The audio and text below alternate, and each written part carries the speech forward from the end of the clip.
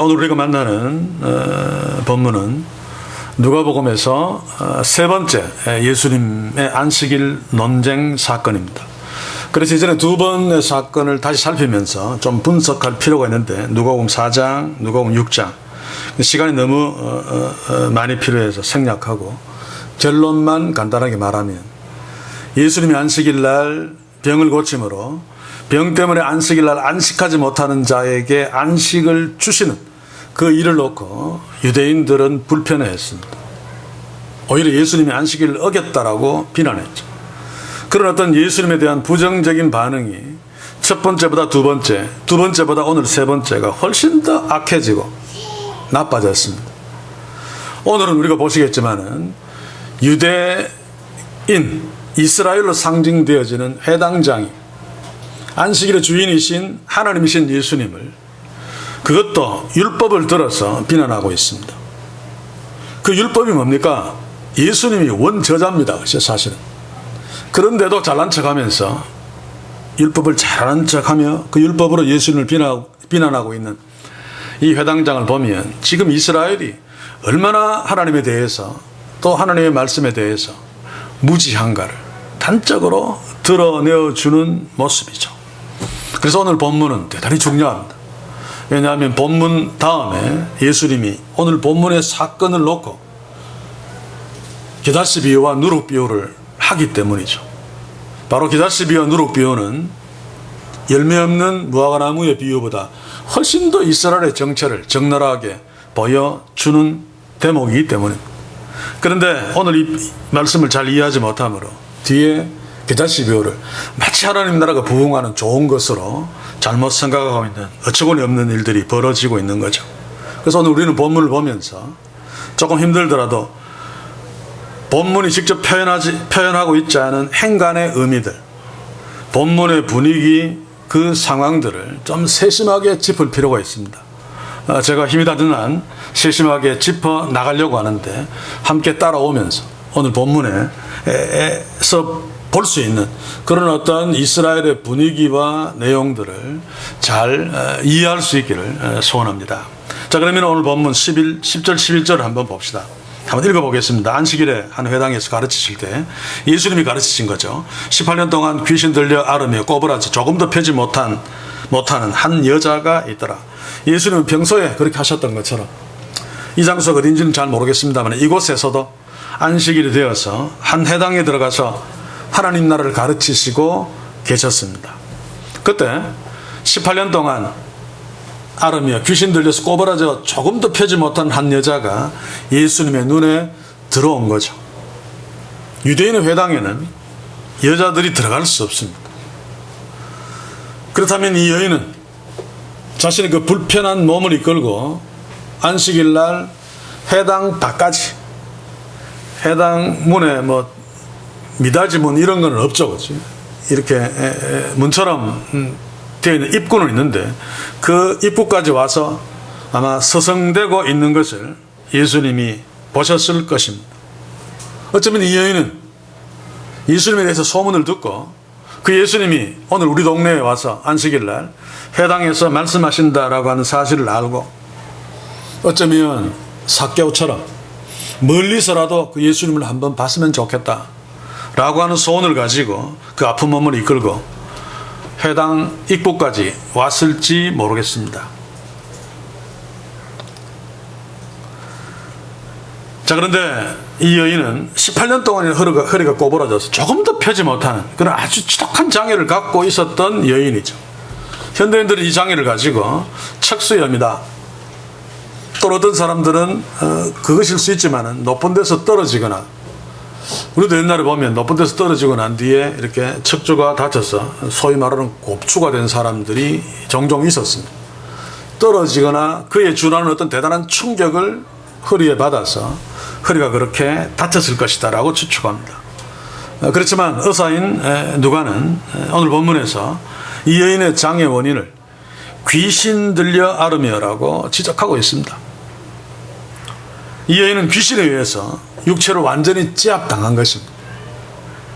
그래서 평소에는 두말할 것도 없고 안식일에도 하나님이 주신 은혜, 안식일을 누릴 수 있는 그 안식일을 누리지 못하는, 다시 말해 하나님의 백성임에도 불구하고 귀신에 의해서 하나님의 백성답게 살지 못하게 만드는 그런 상황에 이 여인이 처해 있는 거죠.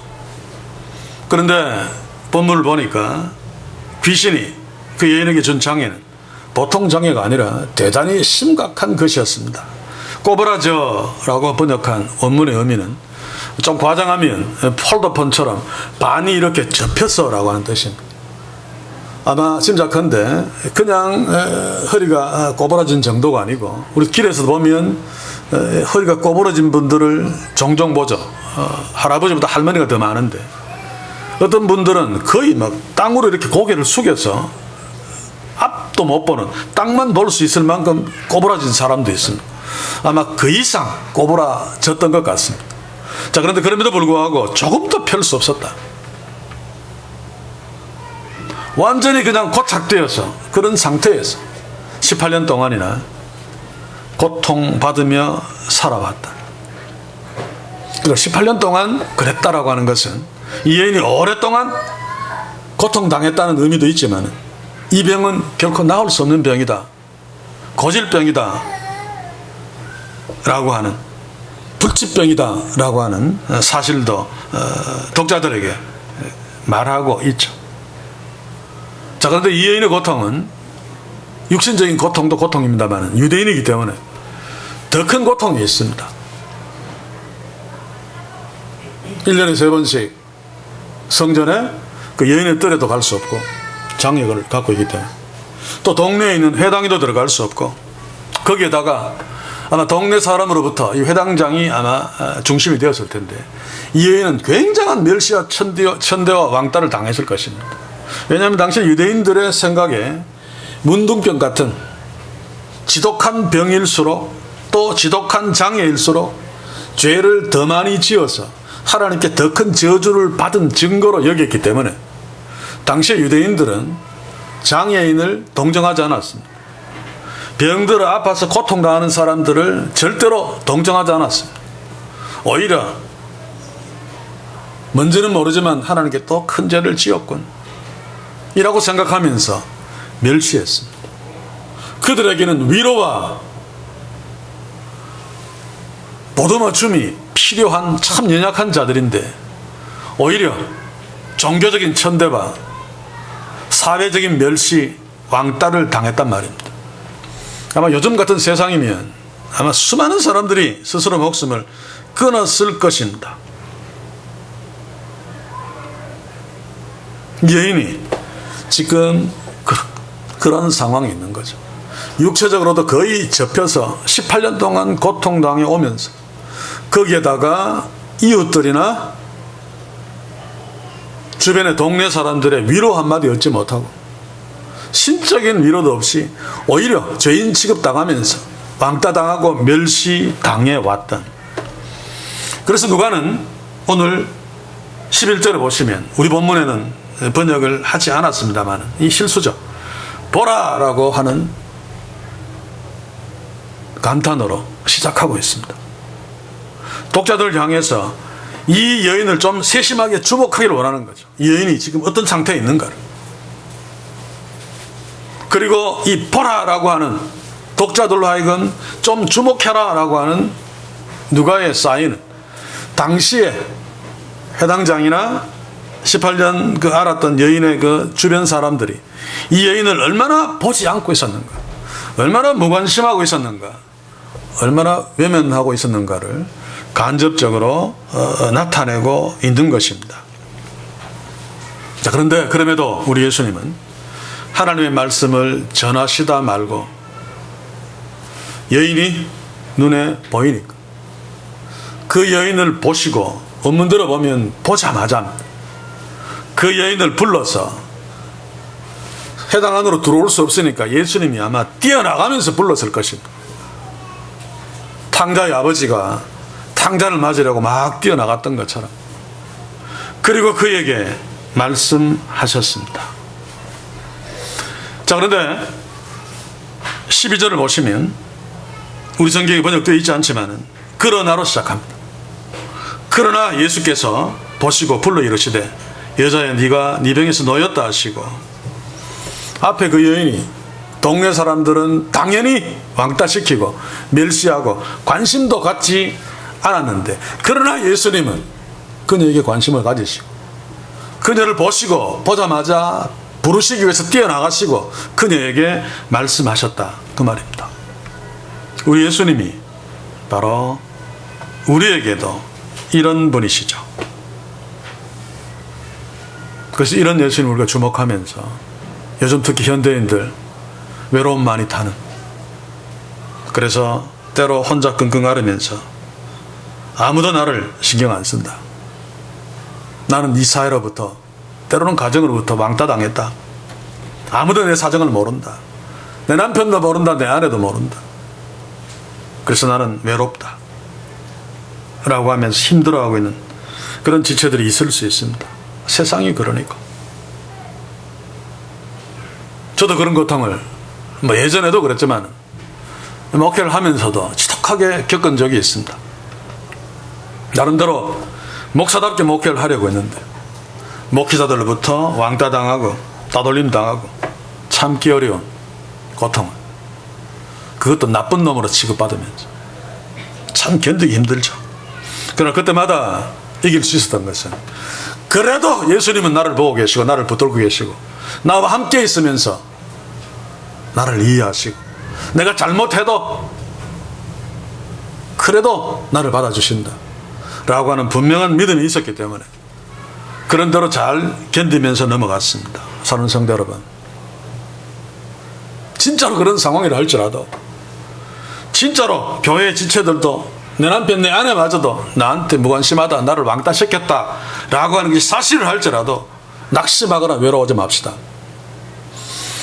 가장 중요하신 우리의 주님이 결코 우리를 외면하거나 버리지 않습니다. 다 외면한 이 여인을 예수님이 보시고 쫓아가서 부르시고 말씀하셨던 것처럼 우리가 어려운 때에, 힘들 적에 다 나를 외면한, 저는 그래서 옛날에 글을 끌 적이 있던 거 보면 나는 세상을 등지고 벽을 향해 앉아있다, 이때가 가장 평화롭다, 뭐 이런 글을 끌 적인 생각이 나요. 벽을 보고 있으면 사람이 안 보이니까 그래도 편합니다. 나를 막 손가락질하는 사람이 안 보이니까. 그러나 그렇다 할지라도 주님은 놓치면 안 됩니다. 주님을 주목하십시오. 그러면 다정히 나를 부르시는 주님의 음성을 들을 수 있습니다.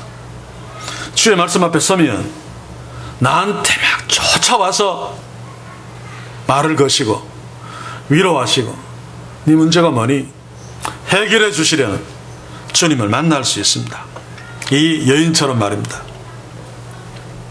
사랑하는 성도 여러분, 이렇게 왕따당한 상황이라 할지라도 우리의 주님 되시는 하나님이신 예수님을 인하여 오히려 그것들을 이겨내고 어려운 상황들이 주로 말미암아 회복되어지고 하나님이 축복하셔서 18년 동안 고통당했던 이 여인이 예수님으로 말미암아 그 모든 것들을 다 벗어던지고 하나님을 막 찬송했던 것처럼 우리 모두에게 주로 말미암아 이런 축복이 넘치기를 주의 이름으로 간절히 소원합니다. 예수님은 18년 동안 귀신에 의해 병으로 고통당하며 이웃들에게 외면당했던 이 여인을 어떻게 부르십니까? 성경에 보니까 여자여 네가 네 병에서 놓였다. 여자여라고 하는 것은 헬라어로 기나이라고 하는 호칭인데 우리가 잘 알죠. 제가 한번 말씀드렸던 것 같은 요한복음 2장 4절에서 가나의 혼인잔치 때 예수님이 어머니를 불렀던 호칭입니다. 2장 4절 예수께서 가라사대 여자여 나와 무슨 상관이 있나이까 내 때가 아직 이르지 못하였나이다. 우리 관념으로 생각하면 예수님이 되게 건방집니다. 근데 자기 어머니 보고 여자여가 뭐야? 근데 귀나이라고 하는 표현을 우리말로 번역하기가 어렵습니다. 이게 맞는 말이 잘 없기 때문에. 그래서 가장 좋은 번역이 뭔가 하고 생각했더니 여사여라고 번역하면 좀 나을 것 같아요. 여사님이라고 번역하면 존칭하잖아, 그렇지? 당시에 이 귀나이라고 부르는 거 여자들에게 부르는 호칭 중에서는 극존칭에 해당되어집니다. 예수님은 모든 사람들로부터 외면당하고 멸시당했다. 병들어 허리가 확 꼬부라진, 그래서 막 움직이면 괴물처럼 막 이렇게 찌긋찌긋 움직였을 것입니다. 그런 여인을 향해서 극존칭어를 쓰면서 그 여인을 불러주셨습니다. 아마 어쩌면 18년 동안 이 여인은 누구에게도 이렇게 불러주는 소리를 듣지 못했을 것이고, 누구에게도 예수님처럼 그렇게 따뜻하게 다정하게 대우받지 못했을 것이라고 생각되었습니다. 자, 그런데 제가 보기에는 예수님이 이렇게 하신 것은 예수님의 진심은 틀림없습니다만, 또 한 가지, 이 여인에게 사실 그렇게 대주었어야 될 회당장과 그의 이웃들을 향해서 너희들은 왜 이렇게 하지 않니라고 그들을 책망하면서 그들에게 시범을 보여주는 것이라고 생각되어집니다. 그리고 예수님은 그녀의 의사도 묻지 않고, 이것은 아마 첫사료라고 생각되어집니다. 일방적으로 네가 네 병에서 놓였다라고 말하고 있습니다. 다른 경우에 혈루증 여인은 본인이 뒤에 와서 만들었죠. 예수님이 혈루증 여인의 의사를 묻지 않고 일방적으로 고쳐주지 않았습니다. 그리고 유대인의 관습에서 볼 적에 남자는 공개적인 석상에서 여자한테 말도 걸지 않고 다른 여자에게 손을 얹는다는 것은 상상할 수 없는 일이죠. 특히 여기는 회당입니다. 그렇죠? 안식일이고. 그런데 예수님은 이 여인에게 공개적으로 사람들이 있는 데서 쫓아가서 부르시고 말을 거시고 손까지 그 여인의 머리에, 여인의 몸에 손을까지 대신 거죠. 그렇게 하셨는데 네가 낫기를 원하느냐 이런 말을 하지 않고 일방적으로 그냥 네가 네 병에서 놓였다라고 안수해 주셔서 병을 낫게 해주셨습니다. 이것은 무엇을 의미하는가 하면, 물론 이 여인이 병 낫는 것이 참으로 급했기 때문에 빨리 고쳐주기 위함도 있지만 그 주변 회당장을 비롯해서 그 주변 사람들의 강팍함 때문에 있습니다. 무슨 말인가 하면, 네가 낫기를 원하느냐, 내가 낫기를 원합니다 라고 한 뒤에 예수님이 낫게 해주셨으면 아마 이 인간들은 예수님에다가 2년까지 안식일을 어긴 공범으로 같이 묶어서 정죄했을지 모릅니다. 네가 안식일을 낫기를 원한다고 했으니까 저 예수라는 인간이 너를 낫게 하는 일을 한 것이 아니냐, 예수가 안식일을 범한 것은 너 때문이야, 너도 나쁜 년이야, 뭐 이렇게 몰고 갔을 가능성이 있습니다. 그런 가능성까지 다 배제하신, 그래서 일방적으로 네가 네 병에서 놓였다라고 선포하신 거죠. 여기서 놓였다는 좀 어렵지만 헬라어로 완료 수동태입니다. 수동태는 신적 수동태이기 때문에 하나님이 너를 놓아주었어 라고 하는 선언이고, 완료는 완벽하게 나았다는 것을 선언하는 거죠. 이게 신유의 특징입니다. 그렇죠? 완벽하게 즉시로 병이 낫는 것. 자, 그런데 예수님이 병이 나았다라고 말하지 않고 네가 병에서 놓였다라고 하는 표현을 쓰신 것은, 다른 사람들은 몰랐지만 예수님은 이 여인이 귀신에 의해서 병으로 제압당하고 있는 사실을 아신 거죠. 그래서 귀신에 의해서 병으로 제압당하고 있는 데서 너는 풀렸어 라고 선언하신 것입니다. 그리고 바로 그녀의 머리에 손을 얹으시고 안수하셨죠. 13절을 봅시다. 안수하심에 여자가 곧 펴고 하나님께 영광을 돌리니라. 자, 예수님은 전능자 하나님이시기 때문에 놓였다라고 하는 말씀만으로 충분합니다. 그렇죠? 너가 놓였어 그러면 바로 놓임 받죠. 예수님이 어떤 분이십니까? 그 백부장의 아들을 고치실 적에도 가지 않으시고 멀리 있는데도 네 아들이 살았다 라고 한마디 선언하니까 그냥 살아버리죠. 이게 하나님이신 예수님의 능력입니다. 그러나 그럼에도 불구하고 예수님은 종종 환자들의 아픈 부위를 터치하십니다. 눈에 진흙을 발라주시기도 하셨고, 귓구멍에 또 혓바닥에 침을 바르시기도 하셨고, 또 머리에 안수하시기도 하셨습니다. 우리가 놓치지 말아야 되는 것은 이런 것들이 예수님이 병을 치료하기 위한 수단으로 동원된 것이 아니죠. 이 시대에 많은 가짜 치료자들이 이런 예수님을 흉내내면서 마치 그렇게 해서 신유의 역사가 일어나는 것처럼 쇼하고 있지만 예수님이 이렇게 하신 것은 병을 치료하기는 수단이 아니라 순전히 그 아픈 사람을 위해서입니다. 여러분, 우리가 감기만 걸려도 그렇지요? 몸과 마음이 약해집니다. 저는 과거에 그런 것들을 한번 겪었습니다. 서울 혼자 유학 가서 평생 처음 부모와 떨어졌죠. 그러다가 어느 날 독감인지 뭔지 모르겠어요. 굉장히 아파서 학교도 못 가고 하숙방에 누워서 땀을 뻘뻘 흘리면서 끙끙 앓았습니다. 약국에도 못 가고 아프니까. 그런데 하숙집 주인이 어떻게 알고 약국에서 약 지어봐서 내 머리맡에 놔주면서 내한테 위로를 해줄 적에 19살, 20살 먹은 제가 울었습니다. 울었어. 마음이 왜 그렇게 서럽든지. 그런데 죽을 병에 걸렸다거나 18년 동안 고통당한, 또 눈이 보이지 않고, 특히 유대인 사회에서 죄인 취급당하고 그 몸의 장애 때문에 동양이나 해야지 먹고 살고, 이런 자들은 몸뿐만 아니라 심리 상태로 얼마나 약해져 있겠습니까? 그런 자들에게 사람들한테 추앙받고 대단한 존재로 인정받는 랍비 예수가 직접 자신의 몸에 손을 대고 눈을 이렇게 만져준다면 그게 얼마나 큰 위로가 되겠습니까? 이 사람이 물론 하나님이라고 이해하지 못했다 할지라도 능력자로는 이해했을 것 아닙니까? 병 고치는 소문을 들었으니까. 나한테 이 정도로 관심을 갖고 있다면, 나를 이 정도로 사랑하는 그런 어떤 몸짓이 있다면 이 사람이 내 병을 고쳐줄 거야, 나는 나을 거야 라고 하는 소망을 가질 수 있습니다. 그래서 예수님께서 병자에게 손을 대셨던 것입니다. 낫기 전에 그 약한 마음을 위로하시고 병 나을 수 있다는 소망을 미리 갖게 하시다. 우리 주님이 이렇게 연약한 자들의 마음을 헤아리며 세심하게 배려하시는 분이십니다. 그런데 이 상황에서는 또 한 가지 중요한 이유가 있습니다. 바로 주변에 있는 인간들 때문이죠.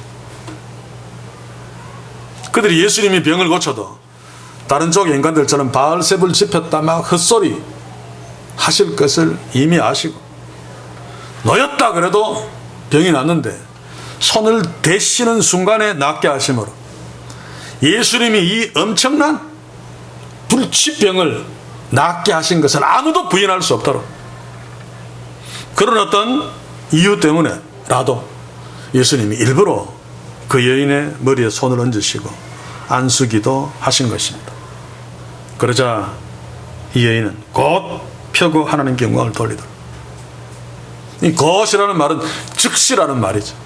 시간이 지체되지 않았습니다. 머리에 손을 얹자마자 곧 폴더처럼 접혔던 허리가 펴지고 그 자유로운 몸으로 하나님께 영광을 돌렸다, 그 말입니다. 이게 조금 전에도 이야기했지만 신유, 하나님이 치료하시는 가장 분명한 증거입니다. 즉시 그리고 완전하게. 18년 동안 고통당했다는 것은 불치병이라는 뜻입니다. 그리고 그럼에도 불구하고 예수님이 놓였다라고 선포하시고 그녀의 머리에 손을 대자마자 곧 즉시 나았다는 것은 예수님이 하나님이시라는 뜻이죠. 하나님이 고치시는 신유의 역사는 이렇게 즉시 완전하게. 그래서 오늘 이 시대에 성령 취한다고 사기치는 사람들 주의해야 됩니다.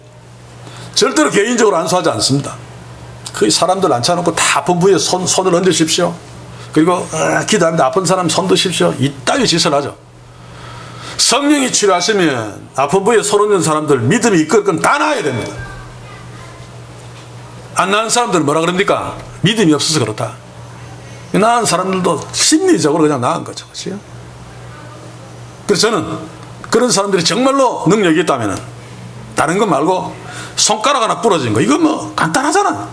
이거 안수해서 낫게 하면 난 이미 믿겠다 라고 말하고 싶어요. 예수님은 18년 동안 폴더처럼 딱 붙어있는 그 여인을 머리에 손을 얹자마자 쫙 펴게 했습니다. 이게 하나님의 치유죠. 근데 수많은 사람들이 그런 흉내를 내며 사기를 칩니다. 다시 말합니다. 즉시 100%. 이게 아니면 다 가짜입니다. 그 중에 낫는 사람이 있으면 악한 영이 역사해서 사람들을 미혹하는 것입니다. 그래서 우리가 이런 데 속지 맙시다.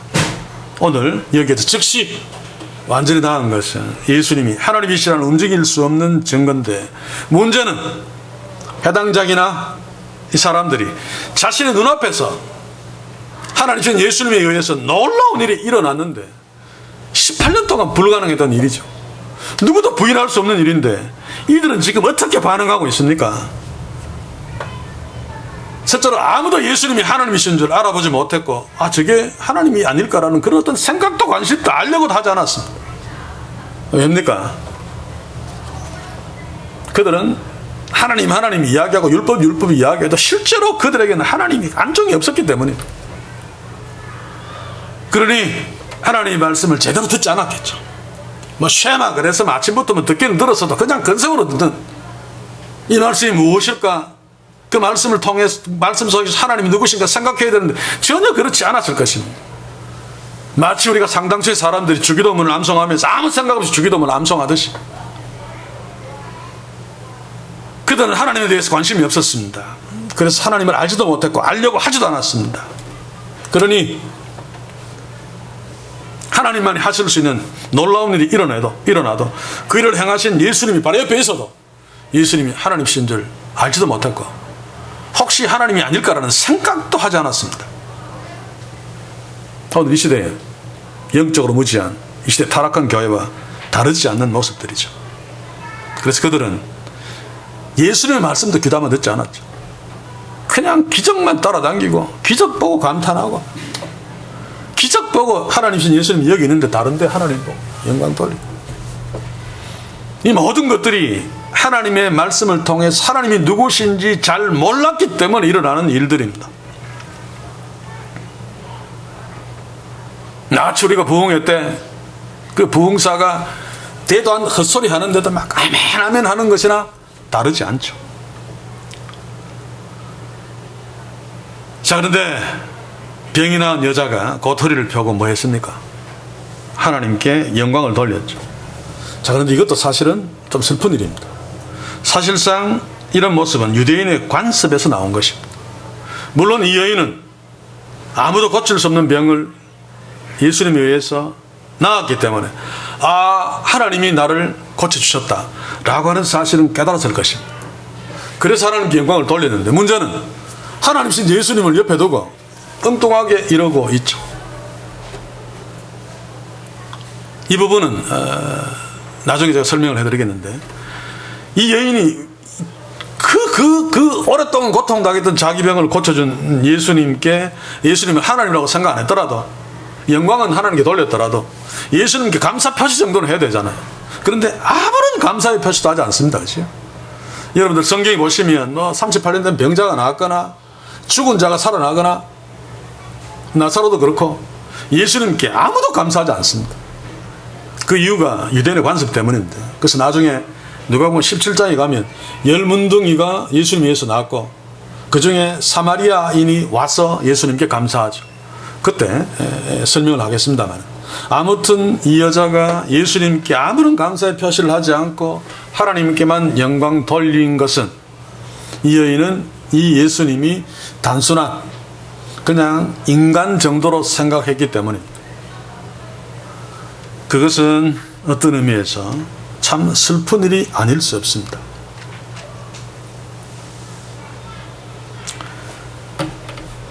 자, 그러나 아무튼 이 여인은 회당장보다는 훨씬 낫죠. 그래도 하나님이 자기를 고쳐줬다는 사실을 깨닫고, 방향은 좀 틀렸지만 그래도 하나님께 영광을 돌렸습니다. 그런데 하나님을 가장 잘 안다고 하는 이 회당장은 이 기적이 하나님이 행하신 것조차도 몰랐습니다. 그렇죠? 생각도 하지 않고 오히려 예수님을 비난했죠. 왠줄 아십니까? 예수님이 하신 행위 때문에 자신의 체면이 사람들 앞에서 완전히 구겨졌기 때문입니다.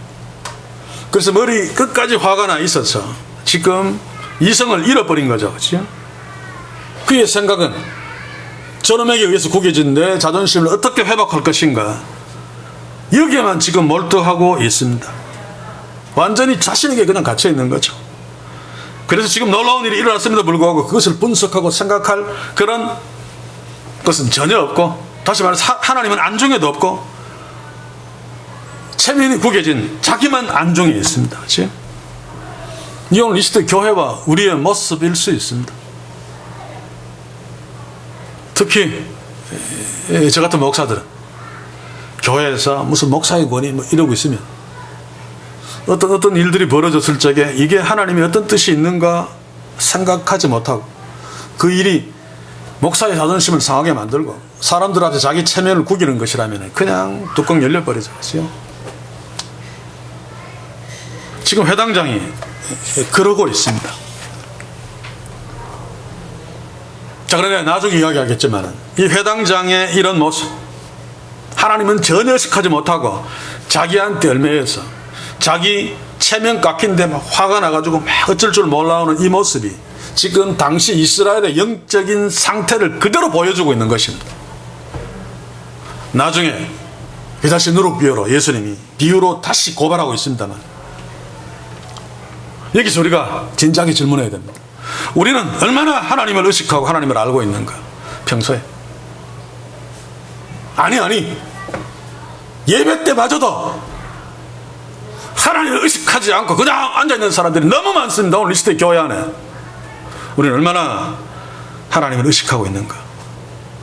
이것은 하나님을 알아야 됩니다.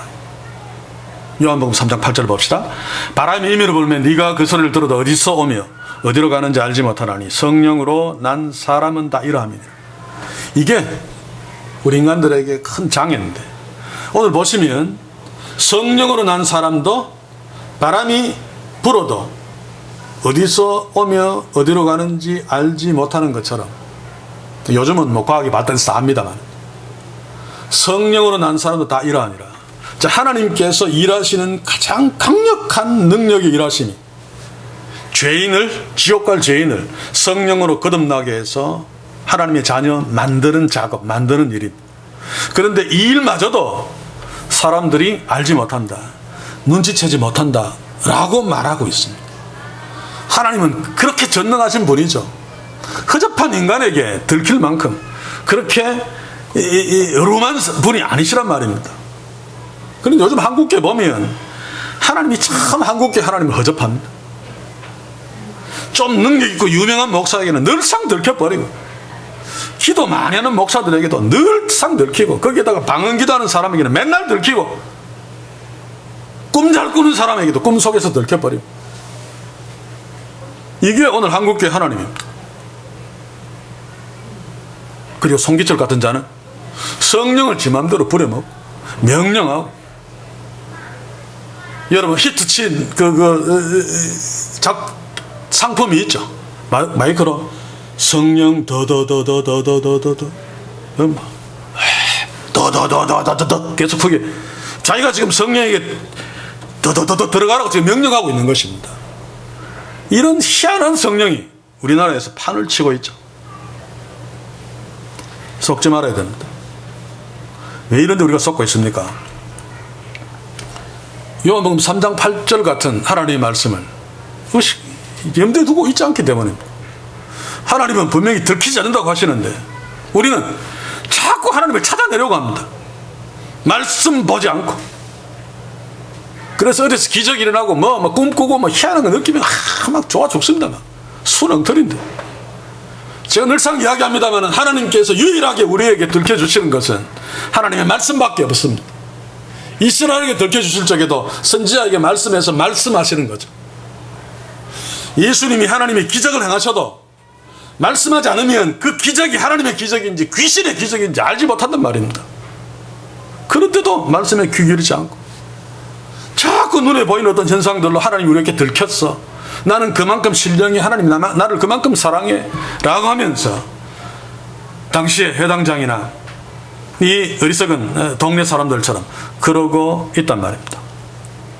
사랑하는 성도 여러분, 하나님이 말씀하지 않으면 하늘이 무너지는 기적이 일어나도 그게 하나님이 하신 일인지, 귀신이, 사탄이 한 일인지, 아니면 저절로 무너졌는지 전혀 알 수 없다는 사실을 잊지 말아야 됩니다. 오늘 하나님을 잘한다고 폼을 잡은 회당장도 사실은 마찬가지죠. 14절 한번 봅시다. 회당장이 예수께 안식일에 병 고치는 것을 본내어 무리에게 이르되 일할 날이 엿새가 있으니 그동안에 와서 고침을 받을 것이요 안식일에는 말 것이냐 하거늘. 여기에서도 그러나로 시작합니다.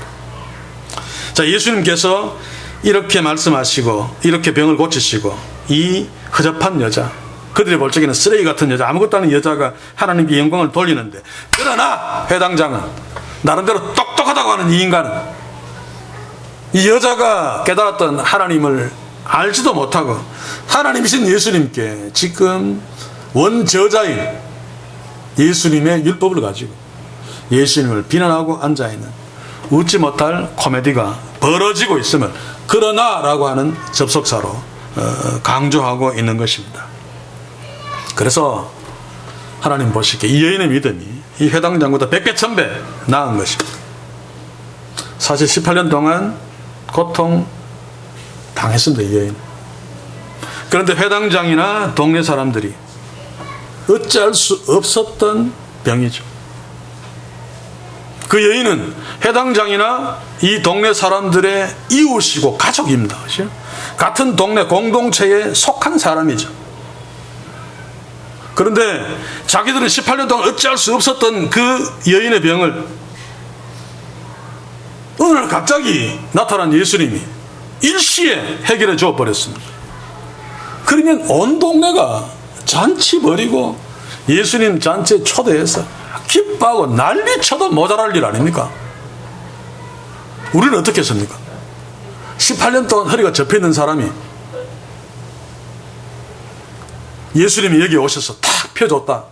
그러면 기뻐서 난리치는 게 당연한 것 아닙니까? 그렇죠? 그런데 오늘 성경에 보니까 전혀 그렇지 않았습니다. 우리 같으면 예수님한테 가서 막 감사하다 그러고 잔치 벌일 테니까 가지 말고 같이 잔치 식사 좀 하십시오.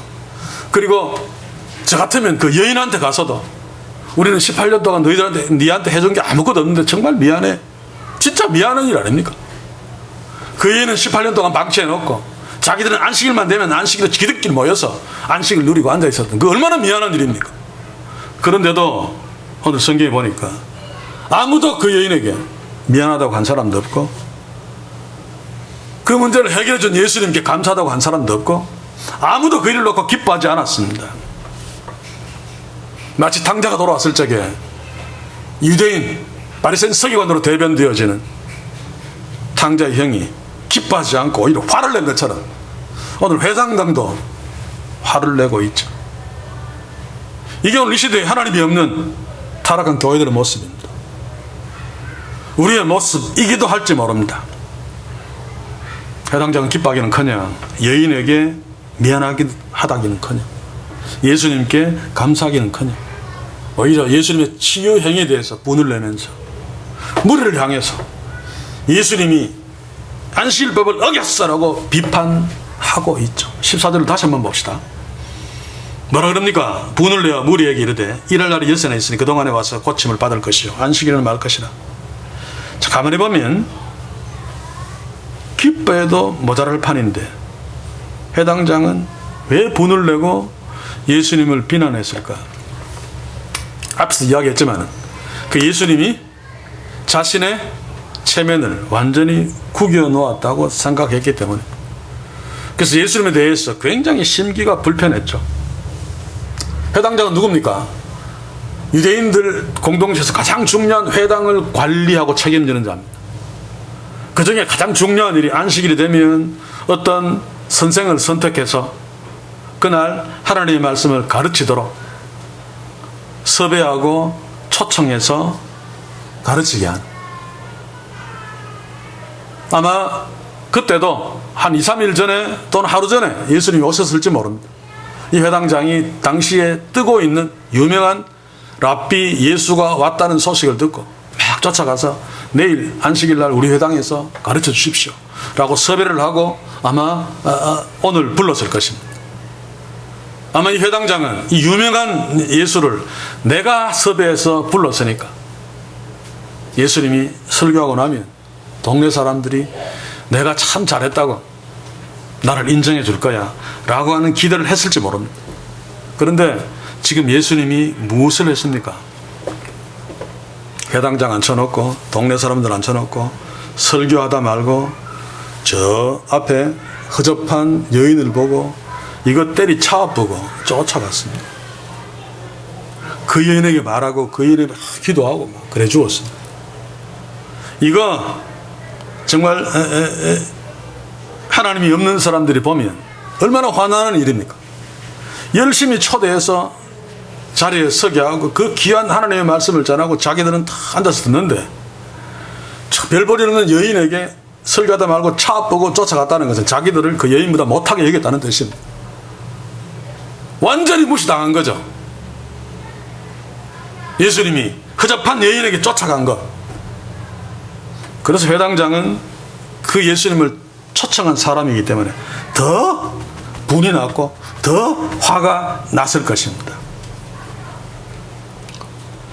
그래서 자기의 화남을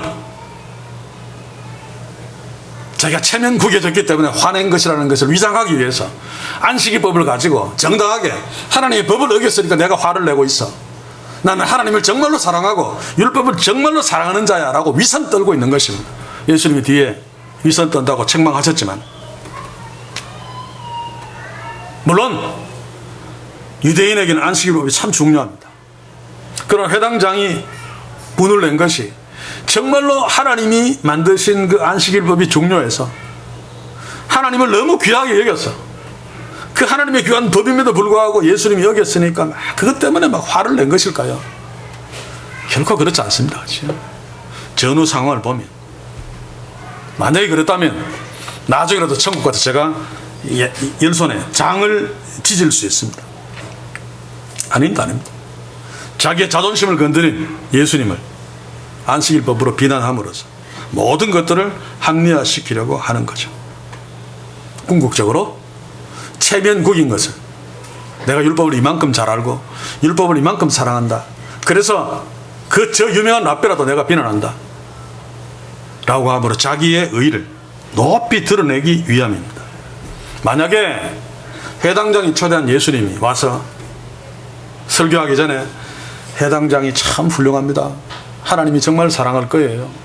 이분이 나를 초대했어요. 고맙습니다. 그리고 칭찬해주고 또 말씀을 전하다가 저 멀리 여인을 봤을 적에 그냥 가지 않고 회당장님 지금 제가 말씀을 잠시 중단하고 저 여인을 치료하고 싶은데 그래도 될까요?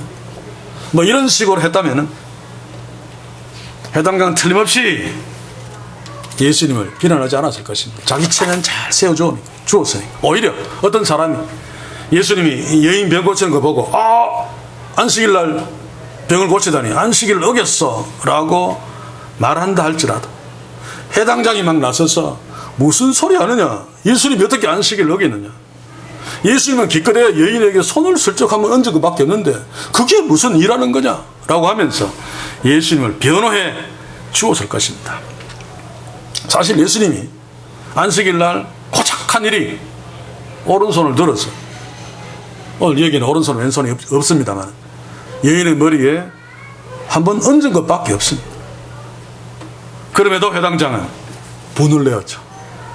지한테 잘해줬으면 변호까지 해줄 수 있었던 그 예수님의 행동, 분을 내어서 율법으로 비난하고 있습니다. 순전히 자기 체면 때문에 예수님의 행동이 자기와 동네 사람들을 완전히 무시했다고 생각하기 때문에 그런 거죠. 그런데 예수님은 여기서 그들이 지금까지 여인 없이 안식일날 안식일을 누렸던 그 가짜 평화를 지금 한 여인을 치료해 줌으로써 흔들고 깨뜨리고 있는 것입니다. 그래서 의도적으로 그들이 지금 누리고 있는 가짜 안식을 외면해버리고 귀신에 의해서 하나님이 주신 안식을 누리지 못하고 있는 저 여인에게 쫓아가서 그 여인에게만 관심을 가지고 그 여인의 잃어버린 안식일을 회복해 주심으로써 너희들이 하고 있는 짓은 헛짓이야 가짜야. 너희들이 무슨 지금 안식일을 지키고 있니? 라고 지금 간접적으로 비난하고 있는 거죠. 회당장이 자존심이 상한 것도 바로 이 때문입니다. 그런데 회당장의 분냄을 보면 예수님한테 직접 얘기하지 않습니다. 예수님을 옆에 그냥 두고 무리를 향해서 6일 동안 열심히 일할 것인데 안식일날 그러면 안 되는데 라고 하고 있죠. 이게 뭡니까? 예수님을 극단적으로 지금 무시하면서 모독하고 있는 겁니다. 사람 옆에 세워놓고 완전히 투명인간 취급하면서 다른 사람들 보면서 이 사람 욕하고 있습니다. 얼마나 기분 나쁩니까? 그런데 회당장이 이런 방법을 취한 것은 예수님 네가 우리한테 먼저 그랬다는 것입니다. 예수님도 자기들 투명인간 취급하고 설교하다 말고 때리쳐보고 여인한테 가서 여인에게만 이야기하고 안수해주는, 나도 니처럼 니한테 이야기 안 하고 무리한테 이야기한다, 이런 식으로 예수님이 자기를 비난하고 자기 체면을 꾸긴 것을 그대로 갚아주고 싶어하는 그런 악한 심보로 이런 모션을 취하고 있는 것입니다. 그런데 율법을 들고 나온 것은 자신의 속셈을 위장하기 위함이죠. 그렇죠? 거룩한 척, 정말로 하나님의 율법을 위하는 척. 오늘 타락한 한국교회가 많이 하는 짓들 아닙니까? 시간이 많이 가서 예는 들지 않겠습니다만, 자, 그러면 회당장이 들고 나온 안식일법은 무엇입니까? 신명기 5장 13절에서 14절입니다. 6일 동안 힘써 네 모든 일을 행할 것이나 제7일은 너희 하나님 여호와의 안식일인즉 너나 네 아들이나 내 딸이나 내 남종이나 내 여종이나 네 소나 네 낙이나 내 문 안에 유하는 객이라도 아무 일도 하지 말고 내 남종이나 여종으로 너같이 안식하게 할지니라. 이것이 하나님이 이스라엘 백성들에게 명령하신 안식일법입니다. 회당장은 이렇게 하나님의 말씀을 인용함으로써 자신이 율법을 잘 알고 있고 율법을 사랑하고, 예수님은 율법을 어겨서 내가 예수님을 비난하고 있다라고 자신의 정당함을 입증하고 있죠. 자, 그러나 그는 아마 꿈에도 안식일의 주인이신, 이 안식일법을 제정하신 원저자이신 하나님이신 예수님을 율법으로 비난하고 있다는 사실은 꿈에도 몰랐을 것입니다. 오늘 이 시대 교회들이 사실은 그런 짓들을 자주 합니다.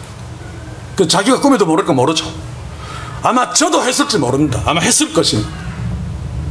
하나님을 잘 모르니까 눈앞에 하나님을 두고 율법으로, 그 율법의 주인이신, 안식의 주인이신 하나님을 잘난 척하면서, 내가 하나님을 되게 사랑하는 척하면서 비난하고 있는, 이 코미디 중에 코미디고 비극 중에 비극입니다.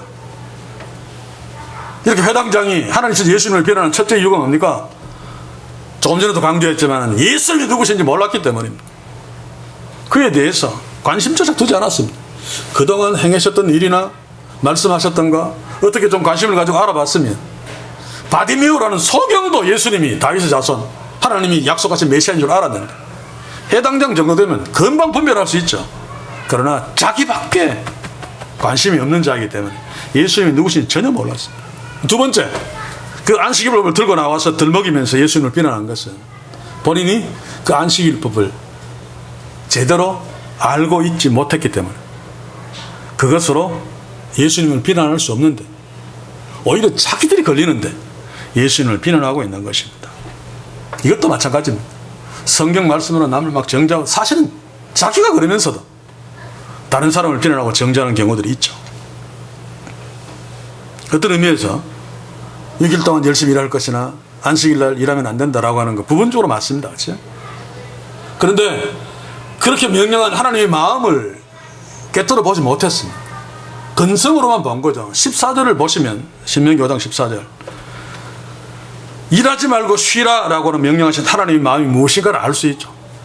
물론 일반 사람들 안식일 날은 노동하지 말고 좀 쉬어라. 고대 사람들은 이 노동 때문에 안식 못합니다. 우리가 노동하는 건 다르죠. 거의 짐승처럼 막 땀 흘리면서 막 노동해야 돼요.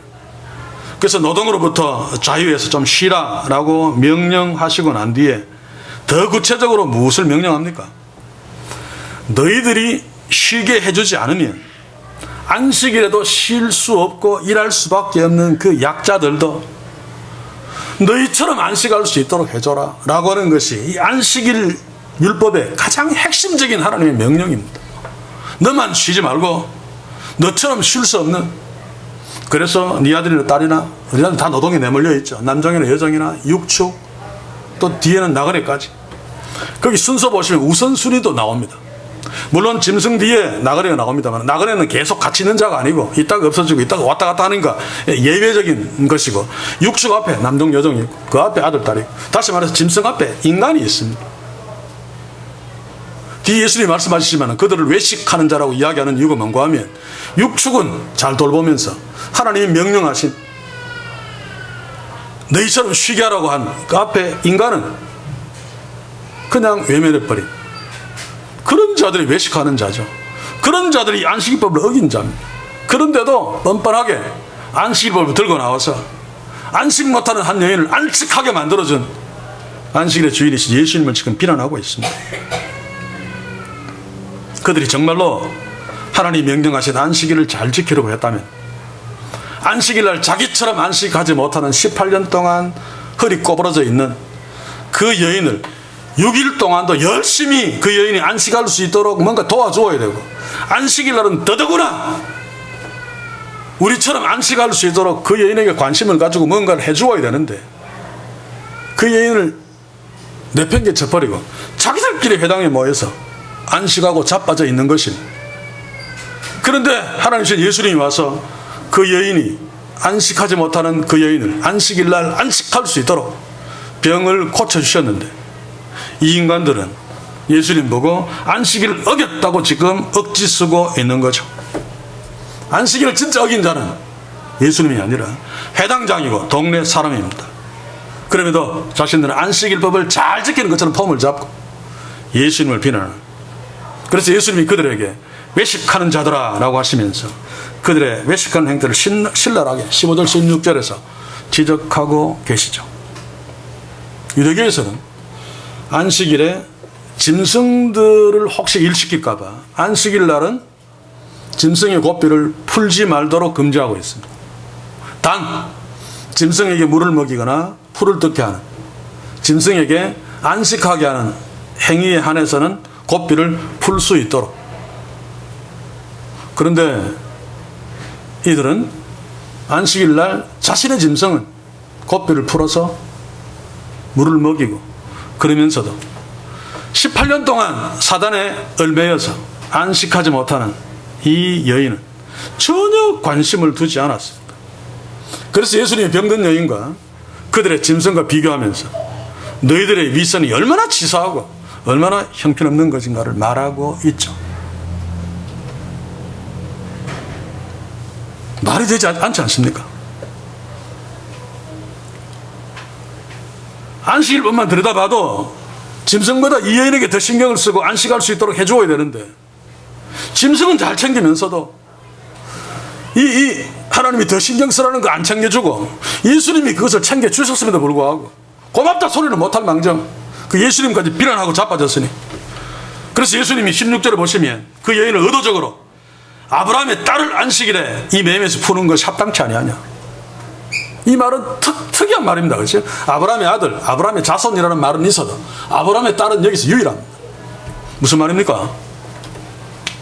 이 여인이 하나님의 딸이야 라고 하는 거죠. 너희들의 가족이야. 육축보다 훨씬 더 소중하지 않니? 그런데도 너희들에게 육축이 그만큼 소중하다면 하나님의 딸이면 너희의 이웃인 아브라함의 딸은 얼마나 더 소중하겠니? 너희에게는 자신의 소유인 육축이 몇 시간 묶여있다고 막 힘들어하면서도 18년 동안 묶여있는 아브라함의 딸은 왜 그렇게 신경 쓰지 않니? 너희는 안식일에 너희 짐승의 결박을 풀어주어서 물을 먹이면서도 내 이웃의 결박은 왜 풀어주려고 하지 않고 그냥 모른 척하고 있니? 또 내가 안식일에 이 여인의 결박을 풀어주었는데, 하나님의 딸의 아브라함의 딸의 결박을 풀어줬는데, 네 가족의 결박을 풀어줬는데 너는 무엇이 그렇게 못마땅하니? 라고 책망하는 말이 아브라함의 딸이라고 하는 표현을 쓰신 것입니다. 합당치 아니하냐라고 하는 말도 원문대로 적용하면 반드시 해야 할 일을 하지 않았느냐, 반드시 해야 할 일이 아닌가, 그 말입니다. 지금 예수님을 안식일을 어겼다고 비난하는 이들은 안식일날 반드시 해야 될 일을 하지 않았고, 예수님은 안식일날 반드시 해야 될 일을 하셨습니다. 그런데도 이들은 자신들이 안식일을 어겨놓고 예수님 보고 안식일을 어겼다고 하고 있습니다. 여러분, 타락한 한국교회의 주일성 수준이 이것과 비슷하지 않습니까? 돈 안 쓰고 가게 문 닫고 아무 일도 안 하고 교회 가서 예배 잘 들었으면 주일 성수 잘했다고 여기고, 여기에 문제가 생기면 주일 성수 못했다. 너는 몇 년 동안 교회 다녔는데, 집사를 몇 년 했는데, 장로임에도 불구하고 아직도 주일 성수를 그 모양으로 하느냐, 그러면서 비난하고 있는 것이, 그렇게 비난하는 자가 믿음 좋은 사람 아닙니까? 그렇지요? 나는 가게 문 닫았다 그러면서 교회도 이렇게 가르치고 부추기고 있습니다. 물론 이들 중에는 그렇게 하지 않아도 되는데, 출세를 위해서, 더 많은 돈을 벌기 위해서 사실상 주일날 교회 가도 생활과 안녕에는 아무 지장이 없는데 일부러 골프채 울음이고 임원 따라 나서는 인간들도 있습니다만, 그러나 상당수의 사람들은 그렇지 않습니다. 우리가 속사정을 몰라서 그렇지 주일날 쉬고 싶어도, 주일날 교회 나가서 예배 드리고 싶어도 어쩔 수 없이 일할 수밖에 없는, 어쩔 수 없이 가게 문을 열어야 되는 그런 처지에 있는 우리의 지체들이 있단 말입니다. 생각보다 많단 말입니다.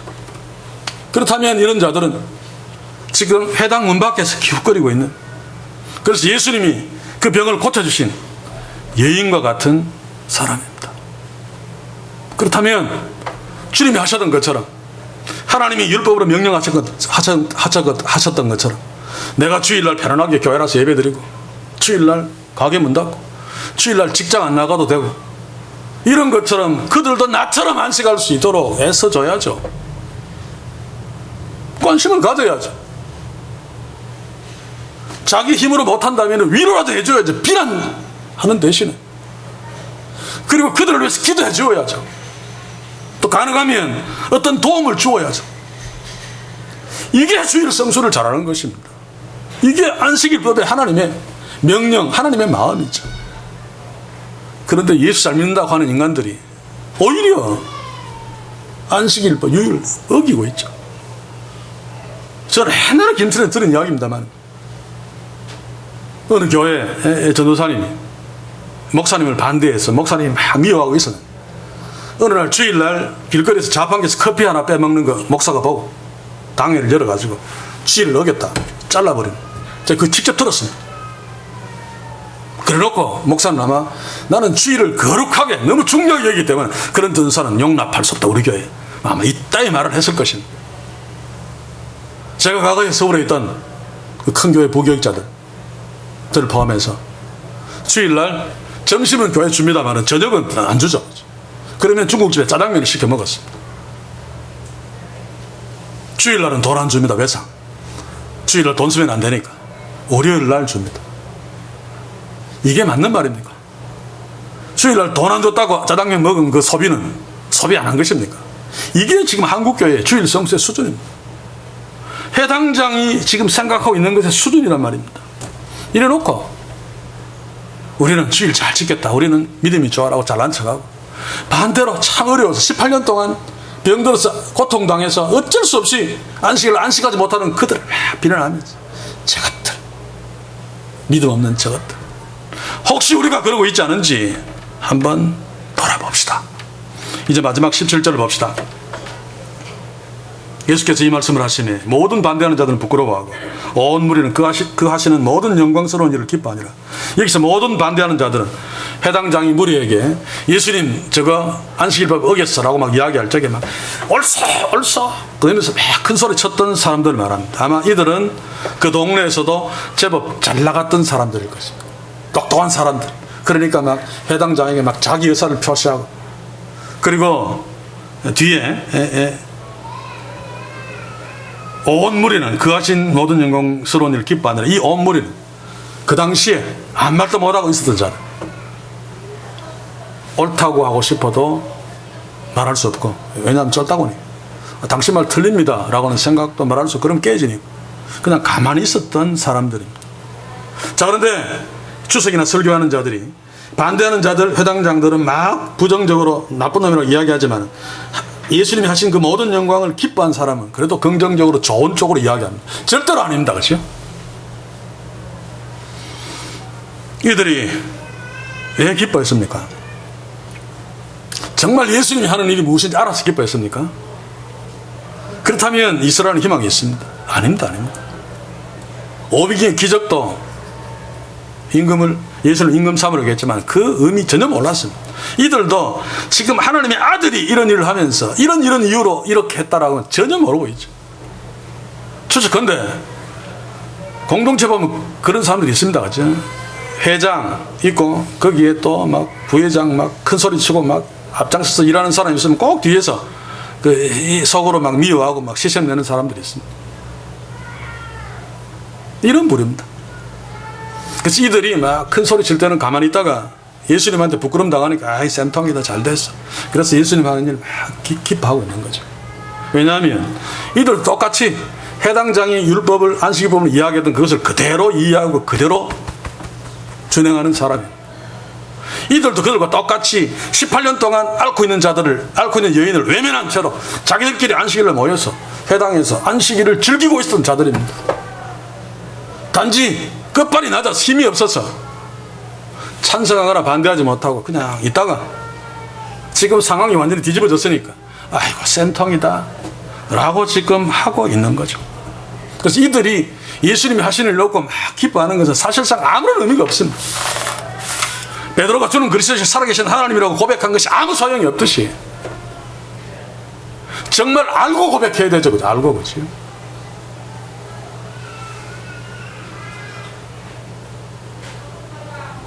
오늘 시대 우리들도 마찬가지입니다. 우리가 설령 베드로처럼 주는 그리스도시 살아계신 하나님의 아들입니다 멋지게 신앙 고백을 한다 할지라도 한국교회처럼 또 이 온무리처럼 하나님의 말씀이 막 전해질 적에 막 기뻐하면서 아멘 하면서 막 찬송하면서 막 춤추고 한다 할지라도 정말로 하나님을 바르게 알고 정말로 안식일법 하나님의 말씀이 무엇인지 알아 거기에 대한 바른 반응이 아니라면 다 헛된 것이 다 헛된 것. 우리가 그러고 있지 않은지 좀 진지하게 한번 돌아봐야 됩니다. 내가 신앙 고백하고 있는 거 진짜 신앙 고백인가? 내가 하나님을 기뻐하고 있는 거 그거 다 헛된 짓이 아니지 않는가? 내가 지금 베드로처럼 신앙 고백하고 있지 않은가? 이것은 당시의 이스라엘의 상태입니다. 예수님을 반대하든지 예수님을 찬성하면서 따라다니든지 상관없이 모든 자들이 예수님에 대해서 몰랐습니다. 아니 예수님에 대해서 관심도 없었습니다. 그것으로란 떡고물에만 관심이 있었지. 그래서 그들이 하나님께 대한 태도나 예수님 앞에 모인 태도, 제자들도 마찬가지죠. 모조리 위선, 외식, 연기였습니다. 이게 당시에 신앙 좋다고 하는 이스라엘이라고 하는 하나님 나라의 영적 상태였죠. 예수님이 다음 시간에 겨자씨 비유로 누룩 비유로 이 이스라엘의 상태를 고발하고 있습니다. 우리는 여기에서 몇 가지 질문만 하고 답은 개인적으로 하시기 바랍니다. 말씀을 마치겠습니다. 나는 하나님을 그리고 예수님을 진짜로 얼마나 알고 있는가? 나는 혹시 지금 겉으로 보여지고 있는 이 신앙생활이 해당장과 동네 사람들처럼 외식이나 연기하는 것이 아닌가? 실제로 내가 연기하려고 하지 않는다 할지라도 진짜 내 신앙의 모습이 아닌 것이 아닌가? 그리고 나는 진짜로 주일날 교회 와서 예배하고 일 안 하고 가게 문 닫고 하지만 진짜로 주일 성수를 잘하고 있는가? 그러나 나는 주일 성수를 잘 못하는 사람들을 어떻게 이해하고 있는가? 진지하게 질문해 봅시다. 기도합시다. 주여, 이 땅의 교회들 우리가 혹시 하나님을 잘 섬긴다, 나는 말씀을 잘 안다고 하는, 그래도 불구하고 하나님신 예수님을 비난하는 회당장이나 거기에 동조하는 동네 사람들의 모습이 아닙니까? 주여 우리를 긍휼히 여겨 주옵소서. 주의 성령께서 우리 속에서 역사하시어서 하나님의 말씀을 귀담아 듣게 하시어 하나님이 누구신지 바로 알고 우리를 구원하신 예수님이 누구신지 바로 알아 그 주님 앞에 바르게 서서 그 주님께 바르게 반응하는 진짜 하나님의 자녀로 주일날 안식을 누리며 평일날 열심히 일하며 주를 섬기는 삶을 살 수 있도록 우리 모두를, 이 교회를 그렇게 축복해 주시옵소서. 예수님의 이름으로 기도하옵나이다. 아멘.